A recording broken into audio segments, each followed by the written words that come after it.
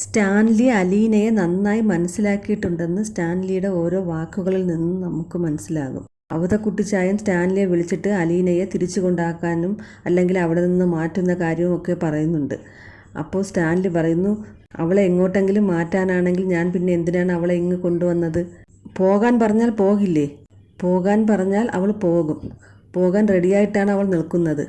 അവൾക്ക് ഈ വീടും ഈ വീട്ടുകാരെയും ആരെയും ഒന്നും ഇഷ്ടപ്പെട്ടിട്ടില്ല. ഞാൻ പോലും അത്ര പോരാ എന്നാണ് അവളുടെ വിചാരം. അപ്പച്ചൻ വിചാരിക്കുന്നത് പോലെയുള്ളൊരു കുട്ടിയല്ല അവൾ. അലീനയെ ആ വീട്ടിൽ നിന്നും പറപ്പിക്കും എന്ന് പറഞ്ഞുകൊണ്ട് അവതക്കുട്ടിച്ചായൻ സ്റ്റാൻലിയുടെ വീട്ടിലെത്തുന്നുണ്ട്. അപ്പോഴും സ്റ്റാൻലി അലീനയെക്കുറിച്ച് പറയുന്നത്, ഇത്രയും നാൾ അനാഥാലയത്തിൽ വളർന്ന കുഞ്ഞല്ലേ, അവൾക്കൊരു നീതി ലഭിക്കണ്ടേ? സ്റ്റാൻലി നല്ലൊരു മനസ്സിനുടമയാണെന്ന് നമുക്ക് മനസ്സിലാകുന്നുണ്ട്. അതുകൂടാതെ അപ്പച്ചൻ പറഞ്ഞു, അവളെ ഇങ്ങോട്ട് വിളിക്കും, ഞാൻ അവളെ ഒന്ന് കാണട്ടെ. അപ്പോഴും സ്റ്റാൻലി പറയുകയാണ്, അവൾക്ക് മദ്യപിക്കുന്നവരെയും പുകവലിക്കുന്നവരെയും ഇഷ്ടമല്ല. അവർ മദ്യപിക്കുന്ന സ്ഥലത്തേക്ക് അവൾ പോവുകയേയില്ല. സ്റ്റാൻലിക്ക് അറിയാം അപ്പച്ചൻ അലീനയെ കണ്ടു കഴിയുമ്പോൾ മനസ്സ് മാറ്റുമെന്ന്. കാരണം ചിന്നമ്മയുടെ തനി സ്വരൂപമാണല്ലോ അലീന. അതുതന്നെയാണ് സംഭവിക്കുന്നതും. നാളത്തെ പ്രൊമോയിൽ കാണിക്കുന്നുണ്ട്.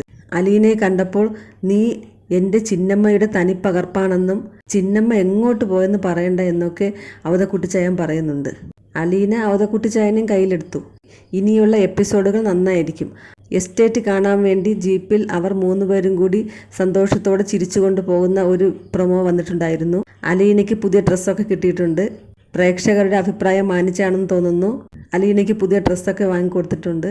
അലീനയുടെ യൂണിഫോം മാറിയല്ലോ എന്ന് എല്ലാവരും പറയുന്നുണ്ട്. പിന്നെ വേറൊരു കാര്യം പറയാൻ വിട്ടുപോയി.